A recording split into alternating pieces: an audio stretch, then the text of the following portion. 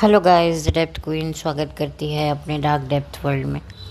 और आज मैं बात करूंगी जो इस वक्त अभी पूरे देश का जो माहौल है, जो पूरे देश में जो इस वक्त टेंशन बनी हुई है, मैं उस पर थोड़ी बात करना चाहूँगी। और मैं बताना चाहूँगी, अपने अंदर के भाव आप लोगों से शेयर करना चाहूँगी कि किस कदर जो है अभी इस वक्त हम सबकी मेंटल स्टेट, अभी हम सब किस डर से, खौफ से हम सभी कहीं ना कहीं गुज़र रहे हैं। नो मैटर, हम अपनी नॉर्मल रूटीन को भी मैनेज कर रहे हैं, नॉर्मल रिस्पॉन्सिबिलिटीज़ जो हैं उनको भी फुलफ़िल कर रहे हैं, लेकिन हमारे जहन में एक डर तो है। क्योंकि इस वक्त जो टेंशन है ना, वो कोई टेंशन नहीं है कि भाई हो जाएगा, ठीक हो जाएगा। क्योंकि वाकई बहुत ही ये गंभीर से भी गंभीर मामला है। और बीती रात को आई थिंक 8 मई को जो न्यूज़ चैनल पर जो चीज़ें दिखाई जा रही थी, जो एक्चुअली हो रहा था, उसको देखने के बाद तो सबकी नींदें उड़ गई। और मैं देख रही थी कि हम सब लोगों की हालत ऐसी थी कि भगवान के बाद अगर कोई हम किसे भगवान का दर्जा दे रहे थे ना, तो वो हमारे जवान थे। आप देखिए किस तरीके से वो मुकाबला कर रहे थे हमारे देश को बचाने के लिए। हम लोग इन इन्फ्लुएंसर्स को देखते हैं, बड़ी बड़ी ये लोग हाँकते हैं, हम 4 घर चला रहे हैं, हमें इतना नवाजा है, हम सबके लिए कुछ ना कुछ करना चाहते हैं। ठीक है, अच्छी बात है, लेकिन आप इन जवानों का जज्बा देखिए कि अपना घर बार सब कुछ छोड़कर अपना सुख चैन देश की सेवा के लिए इन्होंने न्यौछावर कर दिया। ये कोई छोटी बात नहीं है। हमें पता है कैसा फील हो रहा था, अगर मैं अपनी बात करूं, जैसे कोई बच्चा कोई ऐसी कोई चीज़ देख लेता है ना, वो भागकर अपने पिता या अपनी माँ के पीछे छुप जाता है और बोलता है, पापा मुझे बचाओ, मम्मी मुझे बचाओ, ये देखो ये क्या है, मुझे बचाओ, ये मुझे काट लेगा, ये मुझे नुकसान पहुँचाएगी ये चीज़। बिल्कुल हमें भी ऐसा ही फील हो रहा था कि हम सब छुपे बैठे हैं कि हमें बचाओ। जिस तरीके से न्यूज़ चैनल पर सायरन की आवाज़ें, जो दहशत दिखाई गई ना, उसको देखकर भाई मैं तो बहुत ज़्यादा डरी हूँ। और मैं ही क्या, पूरा देश पूरा डरा हुआ है। क्योंकि वाकई जब इस तरह की चीज़ें होती है ना, तो लोगों की मेंटल स्टेट पर सबसे पहले असर पड़ता है। फिर बाद में जो फिज़िकल, जो जान माल का और जो आर्थिक नुकसान भुगतना पड़ता है, वो एक अलग बात है। और इस तरह की जो हरकतें होती हैं, इससे देश पर भी काफ़ी ज़्यादा एक नेगेटिव इम्पैक्ट तो पड़ता है। और मैं देखिए पर्सनली मैं किसी भी जंग के सपोर्ट में नहीं हूँ। मैं जब सोशल मीडिया पे दूसरे मुल्कों में ये सब दहशत देखती हूँ, जंग देखती हूँ ना, तो मुझे बड़ी तकलीफ़ होती है। और मैंने कभी नहीं सोचा था कि एक दिन हमारे देश पर भी ऐसी मुसीबत आएगी। और हमारे पेरेंट्स, अगर मैं अपने माँ बाप की बात करूँ ना, तो उन्होंने 1971 का जो मंज़र है ना, वो अपनी आँखों के सामने उन्होंने देखा था। और वो खुद बताते हैं कि कैसे सायरन बजता था और पूरा जो है ब्लैकआउट हो जाता था, लाइटें बंद हो जाती थीं, दीवार के साथ हम लोग खड़े हो जाते थे। इवन स्कूल में भी इतनी ज़्यादा दहशत थी। और उस टाइम को याद करते करते वो बेचारे, वो खुद भी डर रहे हुए और हम लोग उनके डर को देखकर और डर रहे। क्योंकि वाकई जब आपके साथ ऐसे लोग हों जो ऐसी ही परिस्थिति का काफ़ी साल पहले, इवन 1971 में ये घटना घटी थी और आज 2025 है, आप सोचिए 40 ईयर्स से भी ज़्यादा हो गए, यानी कि ऑलमोस्ट 44 ईयर्स बाद वापस से वो मंज़र, वो डर, वो खौफ देखने को मिल रहा है। और अब तो खैर जिस तरीके से न्यूज़ चैनल पे दिखाया जा रहा है, बहुत ज़्यादा लोग डर गए हैं और सारी सारी रात लोग न्यूज़ चैनल ऑन करके बैठे हुए हैं कि, और इतना ज़्यादा डरे हुए हैं कि नींद भी किसी को नहीं आ रही है। उठ उठ के बस न्यूज़ चला के बैठे हुए हैं। कोई 4 बजे उठ के न्यूज़ चला रहा है, कोई सुबह उठ के चला रहा है कि भाई अभी देश की क्या हालत है। लोग इतने ज़्यादा डर गए हैं। और सोचिए जहाँ पर ये सब हो रहा है, वहाँ के लोगों की मेंटल स्टेट क्या हो रही होगी। कैसे सायरन की आवाज़ उनको कितनी, उनकी रूहों को तक कपकपा रही होंगी, उनकी रूहें भी कपकपा रही होंगी, किस कदर उन्हें तकलीफ़ हो रही होगी कि हम बचेंगे या नहीं बचेंगे। मैं सोचती हूँ अभी थोड़े दिन पहले ही तो हमने नया साल मनाया, 1 जनवरी पे सबको विश किया happy new year, happy new year, और अभी ये साल पूरा हाफ भी नहीं हुआ, 6 महीने भी नहीं हुए और इतनी बड़ी विपदा जो है हमारे देश पर आ गई कि मतलब क्या होगा। लोग टेंशन में हैं, कोई कहीं कोई प्रोग्राम नहीं बना रहा है, हर कोई सोच में पड़ा है, हर किसी को ये लग रहा है कि ये साल हम लोग ख़त्म होने तक पता नहीं क्या होगा। ये बहुत ज़्यादा टॉर्चरिंग मामला है और इतना लोगों में डर है। लोग कहीं ना कहीं सामान इकट्ठा कर रहे हैं, राशन इकट्ठा कर रहे हैं, दवाइयाँ इकट्ठी कर रहे हैं कि भाई कुछ भी हो सकता है, तो किसी चीज़ की हम लोगों को कमी ना हो जाए, किसी भी चीज़ का हम लोगों को ना कोई वो ऐसा ना हो कि भाई एक तो जंग से तो हम परेशान हो ही रहे हैं और जो हमारी आसपास की जो छोटी छोटी जो ज़रूरतें हैं उससे भी जो है हमें कोई तकलीफ़ ना आए। तो इसलिए लोग जो हैं वो सामान मंगा रहे हैं, भाग रहे हैं कि भाई दवाइयाँ ले आए, कोई ज़रूरत का सामान ले आए, खाने पीने की चीज़ें ले आए। बहुत ज़्यादा डर इस वक्त पूरे देश में फैला हुआ है और ये कोई छोटी बात नहीं है। और मैं सलाम करना चाहती हूँ हमारे जो जवानों का है, जो जज्बे को जो वो दिखा रहे हैं, पूरी रात ये लोग डटे रहे हैं, पड़ोसी मुल्क को जवाब पे जवाब दिए जा रहे हैं और किस कदर जो है बिना खौफ के ये लोग हमारे लिए लड़ रहे हैं जिससे हम लोग रात को चैन की नींद सो सकें। ये बहुत बड़ी बात है। मतलब मैं सलाम करना चाहती हूँ इनकी माँओं को, इनके परिवारों को जो अपने जिगर के टुकड़ों को भेजती हैं सरहद पर गोली खाने के लिए। ये बहुत बड़ी बात होती है। हम लोग टीवी पर हीरोज़ को देखते हैं, फिल्म स्टार्स को देखते हैं जो इतने सेफ्टी मेजरमेंट के साथ में, सेफ्टी इक्विपमेंट्स के साथ में स्टंट करते हैं और यहाँ तो ये बेचारे जवान जब निकलते हैं जंग पर तो इनको पता नहीं होता कब कहाँ से कहीं से गोली आकर जो है इनके शरीर को छल्ली छल्ली कर दे। उसके बावजूद भी बिना डरे बिना रुके ये हमारे लिए, हम लोग कौन हैं इनके, ना ये हमसे कभी मिले हैं ना कभी मिलेंगे, उसके बावजूद भी अपनी जान हथेली पर रखकर ये हम लोगों के लिए फ़ाइट कर रहे हैं। वाकई मैं इनको सलाम करती हूँ और मुझे लगता है कि हम लोगों को इनका कर्ज़ भूलना नहीं चाहिए। जैसे हम अपने माता पिता का कर्ज़ नहीं भूलते हैं, कोई हमें एक गिलास पानी पिलाता है तो हम उसका एहसान नहीं भूलते हैं, कोई हमें नौकरी देता है, कोई हमारी कोई मदद करता है, तो ये तो हमारे देश के जवान हैं जो हमारे लिए जी रहे हैं। अब इनका खुद का परिवार है लेकिन उसके बावजूद भी ये हमारे परिवारों की हिफाजत के लिए जो हैं खड़े हुए हैं। तो मैं सलाम करती हूँ इनके परिवार को, इनको। और वाकई हम कहते हैं ना, भगवान के बाद अगर कोई दूसरा भगवान होता है तो वो डॉक्टर होता है। मैं तो कहूँगी कि भाई डॉक्टर भगवान के बाद अब ये दर्जा तो मैं इन जवानों को देना चाहूँगी जो बिना थके, बिना रुके, बिना किसी डर के जो हैं वो किस तरीके से डट के मुकाबला कर रहे थे। एक के बाद एक वो ईंट का जवाब पत्थर से दे रहे थे और ये सोच भी नहीं रहे थे कि कहीं उनकी कोई जान का भी कोई नुकसान हो सकता है। उसके बावजूद भी हम लोगों की हिफाजत के लिए, पूरे देश के लिए, तो ऐसे लोगों को तो मैं कितना सलाम करूं कम है। ये होते हैं असली इन्फ्लुएंसर्स, ये होते हैं असली हीरो। इन्हें जितना भी सराहा जाए मुझे लगता है कम है। यूट्यूब पर कुछ चंद मिनट की वीडियो दिखा करके लोगों का दिल जीतना, आई थिंक इससे भी बड़ा काम है कि हज़ारों करोड़ों लोगों की जान की हिफाजत करना। पूरी पूरी रात ये लोग लड़े हैं, किस कदर जो है, कभी कहाँ से कोई आ रहा है, कोई यहाँ से ये आ रहा है।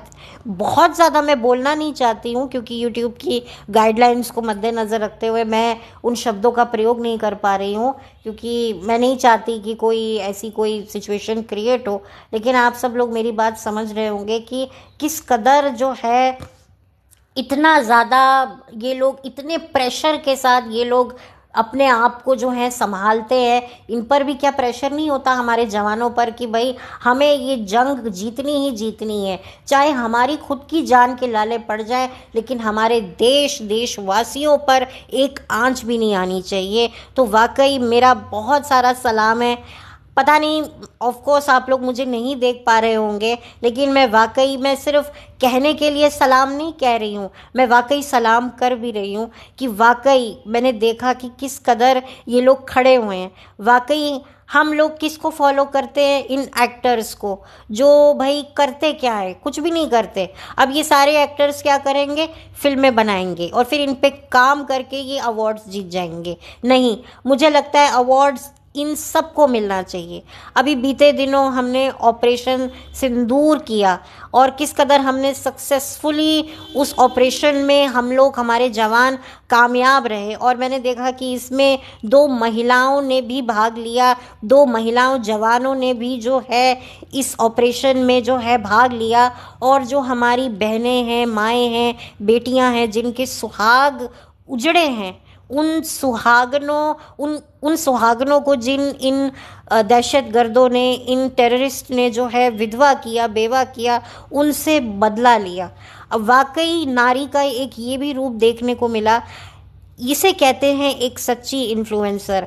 ये सोशल मीडिया पे एक कंजर खाना मचाने वाली औरतों को मैं देखती हूँ, और यहाँ पर मैं देखती हूँ कि कैसे देश में जो है महिलाएं कितना कुछ कर रही हैं। तो वाकई लगता है कि इसको कहते हैं विमेन एम्पावरमेंट। तो इस सारी सिचुएशंस में कुछ अच्छी चीज़ें भी मुझे देखने को मिली, कुछ अच्छी चीज़ों को, कुछ जानने लायक चीज़ों को, कुछ अमल करने वाली चीज़ों को भी मुझे जानने का मौका मिला कि वाकई हम इस दुनिया में आए हैं तो हमें वाकई अपने देश के लिए अगर कुछ ना किया तो फिर क्या किया। तो वाकई सलाम है मेरा इन सभी लोगों को जो हमारी देश की हिफाजत अपनी जान की परवाह किए बिना कर रहे हैं। Thank you so much. मैं आप सभी को थैंक यू कहना चाहती हूँ, अपनी तरफ से भी, अपने परिवार की तरफ से भी, और उन तमाम लोगों की वजह से जो इस वक्त सिर्फ़ और सिर्फ आप पर ही निर्भर हैं। आज हमारी जान जो है वो सिर्फ़ और सिर्फ भगवान के बाद या डॉक्टर के बाद कोई बचा सकता है तो वो हमारे जवान हैं। वाकई अब मुझे नहीं पता कि इसके बाद अब क्या होगा, क्या सिचुएशन बैठेगी। मैं तो खुद चाहूँगी कि ये सारी चीज़ें रुक जाएं, ख़त्म हो जाएं, क्योंकि देखिए इन 2 देशों की लड़ाई में पिसती तो आम जनता है और मासूम लोग हैं जिनकी कोई गलती नहीं होती, जो किसी कॉन्स्पिरेंसी में शामिल नहीं होते, और वो बेचारे जो हैं इस कदर मारे जाते हैं, बेचारे बलि के बकरे बनाए जाते हैं। तो मैं तो चाहूँगी कि ये जंग जो है आगे ना बढ़े। ये जो तांडव ये लोग जो कर रहे हैं ना, इस तांडव को पड़ोसी मुल्क भी रोक दे, और जब पड़ोसी मुल्क रुक जाएगा तो फिर हमारा देश भी रुक जाएगा। क्योंकि ये हमारे देश की आदत नहीं है कि जो है जाकर किसी के देश में घुसकर सिविलियंस को, मासूम लोगों को सताएं। ये हम लोग नहीं करते हैं, ये लोग शुरुआत करते हैं और हमें मजबूर होकर जो है वो जवाब देना पड़ता है। हम लोग भी जानते हैं, हम लोग भी जो है, हम इंडियंस कभी भी जंग के लिए कभी भी जो है उकसाते नहीं हैं। हम हमेशा अमन और शांति चाहते हैं। और आज मैं भी जो है गुजारिश करती हूँ कि प्लीज़ ये सब जो हो रहा है ना हमारे देश में, ये रुक जाए, ये थम जाए, वरना बर्बादी देखी नहीं जाएगी। मुझे नहीं पता ये क्या होगा, लेकिन मेरी एक छोटी सी कोशिश है। मुझे नहीं पता मेरे पास सही शब्द हैं या नहीं है, मैं कुछ सही वर्ड्स बोल पा रही हूँ, नहीं बोल पा रही हूँ, बट जो भी मैंने देखा है, जो भी मैं महसूस कर रही हूँ, वो फीलिंग्स मैं आप लोगों के साथ में शेयर कर रही हूँ, और बड़े भारी मन से शेयर कर रही हूँ कि ये जो भी हो रहा है ना, अब ये रुक जाए। क्योंकि इस तरह की जंगों में देश भी बहुत कमज़ोर हो जाता है। ऑफ कोर्स हमारा देश जो है वो जवाब दे रहा है, लेकिन बहुत सारे कॉन्सिक्वेंसेस हैं जो हम लोगों को भी फेस करने पड़ रहे हैं। ये इतना आसान नहीं होता। आप देखिए हर जगह हाई अलर्ट है, स्कूल्स, कॉलेज, दफ्तर, हर एक जगह पर जो है हर कोई जाने से डर रहा है। इंसान जंग से प्रताड़ित हो ना हो, लेकिन डर से तो प्रताड़ित हो ही रहा है। और जब आप न्यूज़ चैनल खोलते हो ना, तो आपकी मतलब रूह कांप जाती है कि यार ये क्या हो रहा है। और इस कदर लोग डरे हुए हैं, स्पेशली जिन्होंने 1971 में जिन चीज़ों को फेस किया था, वो लोग तो और भी ज़्यादा डर रहे हैं कि भाई वो चीज़ें हमने जब उस वक्त जब हम छोटे थे तब हमने देखी थी, और आज जब हम बड़े हो गए तब हम तो ये देख ही रहे हैं। अब अपने बच्चों के साथ वो मंज़र हम ना देखें, क्योंकि हमने तो उस टाइम पर कैसे तैसे करके संभाल लिया था। लेकिन आज के बच्चे, मैं आपको बताऊं, सोशल मीडिया खोलो हर जगह वही आ रहा है। ना सोशल मीडिया देखने का मन कर रहा है, ना कुछ और करने का मन कर रहा है। बस बार बार दिमाग में यही आ रहा है कि भाई क्या होगा, हम बचेंगे या नहीं बचेंगे, हमारा देश बचेगा या नहीं बचेगा, हमारे देश के साथ क्या होगा। बेचारी कितनी ऐसी औरतें हैं जिनकी शायद शादियां भी होने वाली होंगी या बच्चे होने वाले होंगे, वो बेचारियां क्या सोच रही होंगी, वो भी डर रही होंगी कि भाई हमारा बच्चा ठीक ठाक हो जाए। क्योंकि जब इस तरह की जो सिचुएशन क्रिएट होती है ना, बेचारी औरतों पर भी बड़ी मुसीबतें आती हैं। आप लोगों ने देखा ही होगा, पढ़ा ही होगा कि जिस देश में इस कदर की चीज़ें होती हैं, इतना ये टेरर फैलता है, आतंकी हमले होते हैं या वॉर होती है, तो बेचारी औरतों की क्या हालत होती है, उनकी क्या गत बनती है। क्या कोई जवान औरत हो, क्या कोई बुज़ुर्ग औरत हो, क्या कोई प्रेग्नेंट औरत हो, आपको पता ही है, मैं बोलना नहीं चाहती। उनके पति, उनके बेटों के सामने, उनके क्या उनकी हालत होती है, उनके बच्चों के सामने उनके साथ जो जुल्म होता है, जो ज़्यादती होती है, आप लोगों ने देखा ही होगा। ये बहुत ज़्यादा मुझे ख़राब लगता है। आप लोगों ने फिल्मों में भी देखा होगा कि जब पार्टीशन के टाइम बेचारी औरतों की क्या हालत हुई। और यहाँ पर आप देखिए कि कितना ज़्यादा डर, इस वक्त डर का माहौल है।